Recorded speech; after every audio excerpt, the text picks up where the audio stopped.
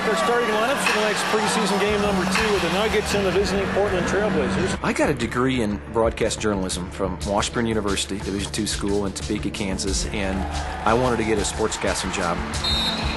And here we go. I think Washburn was a perfect place for me. It's really the best decision I've made. Lobs it, front court goes up and lays it up and in. The Nuggets are up by 8. The relationships that I formed back then, the people I met, are my lifelong friends, more so than 16 years in the NBA.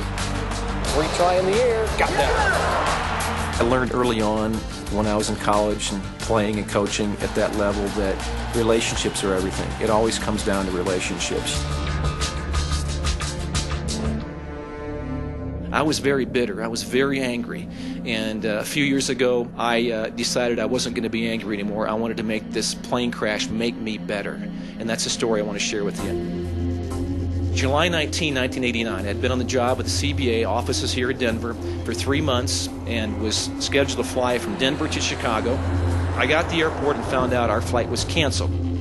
Finally, the 4th standby flight turns out to be United Flight 232 that crashes in Sioux City, Iowa.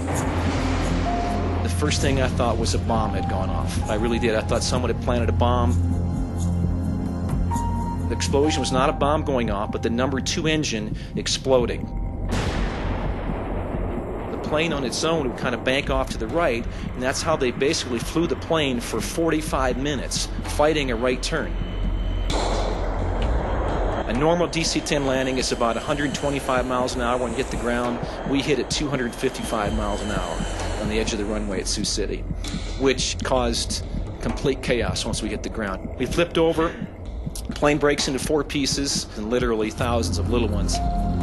The guy next to me is dead. His wife on his left is gone. The woman across the aisle is dead. The guy behind me is gone. We're 2.5 feet apart, and I live and he dies.